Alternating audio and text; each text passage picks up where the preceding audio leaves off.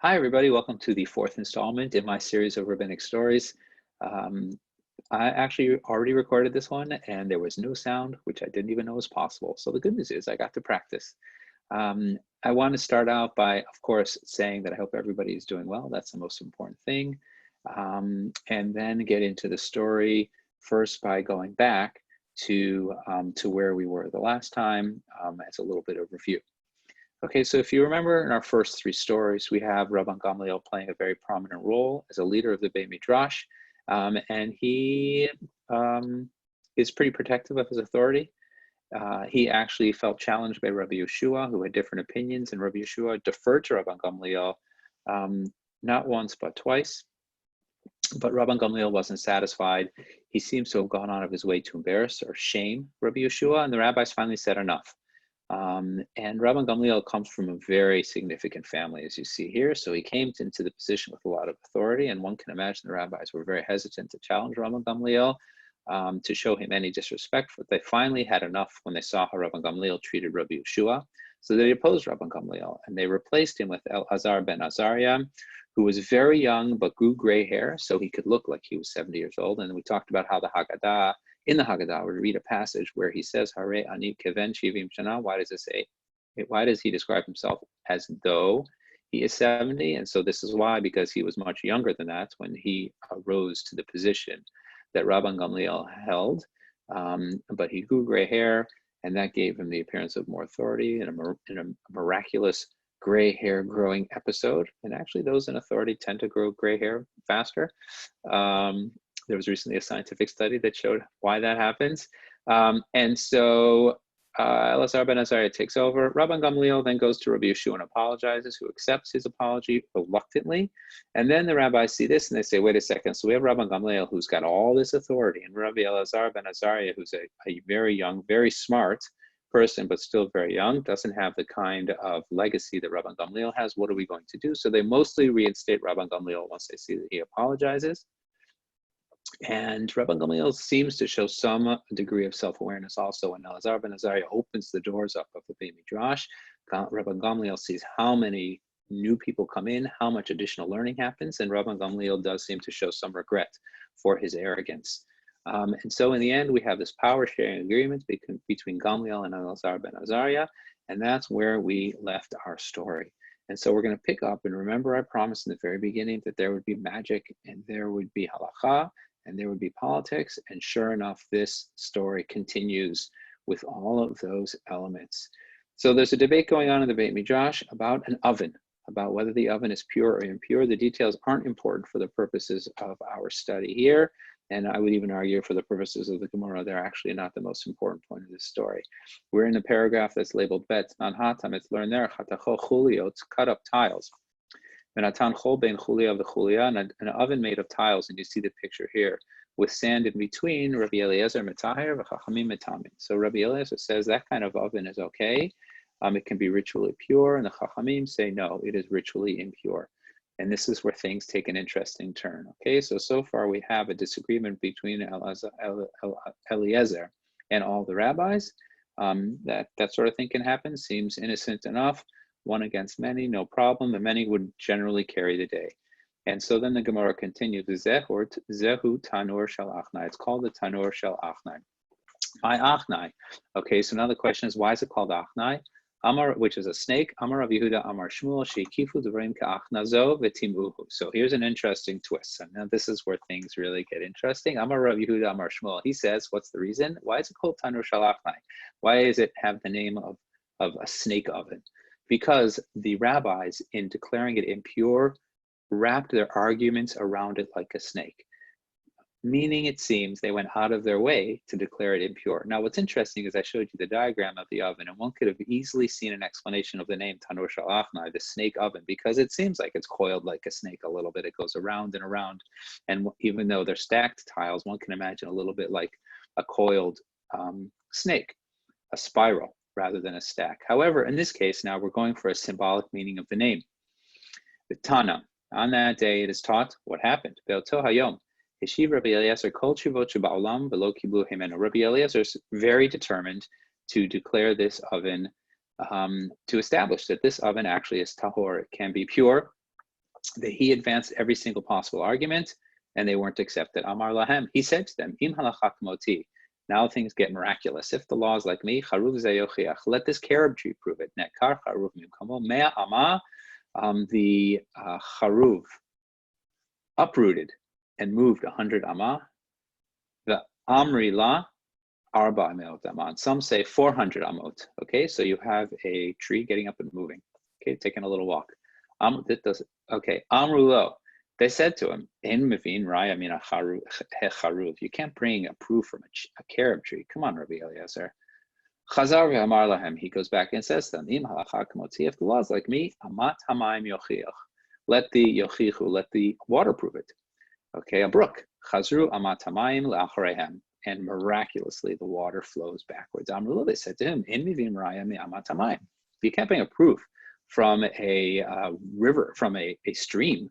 Chazar ve'amar lahem. He goes back to them and says, "If the law is like me, kodlei beit hamidrash yochichu. Let the walls of the Beit Midrash prove it. Hitu kotle Beit Hamidrash lipol." So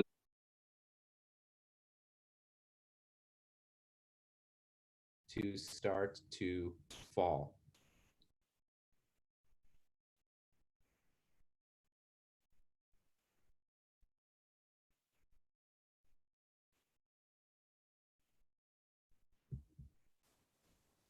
So we have three miracles seeming to happen in support of Rabbi Eliezer. First, we have the tree, then we have the water, and now we have the walls of the Beit Midrash. And really, I want to point out the strong symbolism of the walls of the Beit Midrash. This idea I first heard from Daniel Hartman, that basically Rabbi Eliezer is trying to take down the system. He's one person against many, and he's basically saying, I'm going to bring down the system with miracles, okay? And I also want to point out that there are puns earlier about that, like the cheruv, the carob tree. Charuv as in chorban, as in destruction. Amat hamayim, amat as in emet, in truth. And so basically Rabbi Eliezer really believes he is right, that he holds the truth, and he's essentially going to push it as far as he possibly can. And here we go, one more step.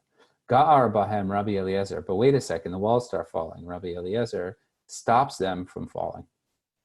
Rabbi Yeshua. Remember Rabbi Yeshua. He's the one who shamed Rabban Gamliel. And here we're going to see Rabbi Yeshua stands up for the system. And we remember Rabbi Yeshua's initial instinct with Rabban Gamliel was actually not to challenge him, but to defer to him.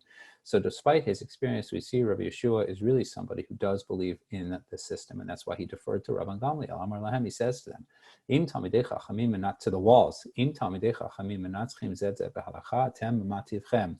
How can you get involved, walls, in a disagreement between sages about halakha? Lo naflu mipnei kvodo Rabbi Yeshua. So the walls listened to Rabbi Yeshua and didn't fall out of respect for him. Below zakfu, as in zokev kifufim, and they didn't return to being upright out of respect for Rabbi Eliezer. V'dain matin ve'ondin, and still they are inclined. Chazar ve'amar lahem. So Rabbi Eliezer is not going quietly.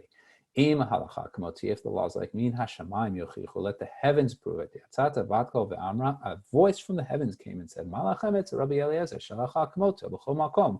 What have you got against Rabbi Eliezer? Now that could be like, what have you got against him personally? What have you got against him logically? The law is like him. Amad Rabbi Yeshua al-Raglav ve'amar, Rabbi Yeshua, again the defender of the system in this case, so interestingly, Lo b'shamayim, he says, it's not in the heavens. From a pasuk in Dvarim, lo b'shamayim, ma lo b'shamayim, amar Rabbi Yirmiyah, shekvar nitna Torah mehar Sinai, ein anu mashkichim bevat kol, shekvar katafta behar Sinai, acharei rabim lahatot. So I'm going to unpack this now.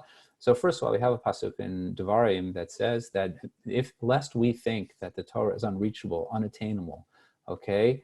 No, lo b'shamayim, he is not in the heavens. It's actually among us and in our hands. And so in this case, Rabbi Yeshua is saying that we are the ones who have access to the tradition. It's not, and literally in this case, it's saying a voice from the heavens cannot, once Torah was given to us at Har Sinai, the voice from the heavens then cannot tell us what to do. Stunning, right? God is reappearing and they're saying, we've got this, God, you already gave us the Torah, and it's God's Torah, they believe.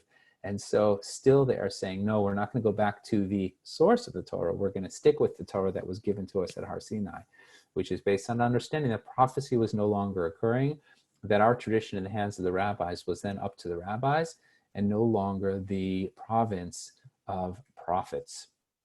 as in this case, it would seem to be when a voice of heaven declares halacha to be a certain way.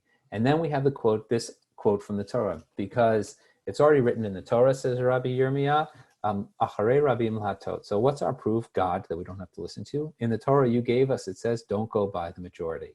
Now, what's fascinating about that is the context of that phrase, don't go by the majorities, in the context of a warning not to follow a corrupt majority. So actually, it's not Acharei Rabim Latot, follow the majority. In that case, it's a warning not to follow the majority, but the rabbis are reinterpreting it to say, we go after the majority. Just those three words isolated, we follow a majority and we don't follow a voice from heaven, even though that voice is the source of the Torah. Amru, sorry, I'm going to go back up here a little bit. Eshkechei Rabbi Natan leEliyahu. So we're all pretty familiar with the Eliyahu Hanavi. He is the one who will declare the arrival of the Mashiach, and Rabbi Natan happens to find Eliyahu, who obviously has a very strong connection with the heavens. Amar le, Rabbi Natan says to Eliyahu, Ma'avid kucha brichu behahi shata. How did God react in that moment? The Holy One. How did the Holy One, blessed be He, react in that moment? Amar le, kachayach ve'amar, he smiled and said, Nitzchuni banai, my children have defeated me. Now there are two different ways of understanding that. One is now first of all, God's smiling. So God hopefully is taking pride in God's children actually outmaneuvering, out-reasoning, owning the tradition. Okay, what's also interesting about it is why is it nitzachon? Why is it a victory? After all, how are they prevailing over God if they're actually quoting God's Torah? And so I think what's interesting, going back to what I told you about how the rabbis take that phrase out of context, that basically that's the victory part. They are prevailing over God by reinterpreting something to now exclude God directly from the conversation. Amru, the rabbi said, it was said. Now things take an ugly turn here. Okay, and so we're going to end with a bit of a cliffhanger here, and then continue with the fifth session from here. Amru, so they said on that day, so here's what happened on that day. The rabbis, unfortunately, like I said, there's strengths and weaknesses among our ancestors. We all know that, going all the way back to the beginning of Breshit. Oto hayom, on that day, heviu kol te'arot shetiher Rabbi Eliezer. They took all the things that Rabbi Eliezer had declared pure. They attacked all his opinions, basically his ideas. Usrafum ba'ish, and they burned them in the fire. Venimnu alav uberchuhu, and they voted on him. He was a member of the academy, the Beit Midrash. They took a vote. What do we do with this Rabbi Eliezer guy who tried, who was a rebel, who tried to overturn our system, who called on these miracles, who tried to individually outvote everybody, veto, basically. So they voted on him. Uberchuhu. This is a euphemism, lashon naki. This is a nice way of saying they didn't actually bless him, levarechoto. They actually, either with a chet, barchuhu, I don't know if that's the right way to say it, they chased him out. But really what they did was they excommunicated him. They cut him out of the Beit Midrash. And here we'll stop for now. And so at this point we have Rabbi Eliezer no longer part of the rabbinic community. We have the majority rules. We have God's voice not being included here. And so from here, we will see where the story goes next. Thank you all. And again, be well.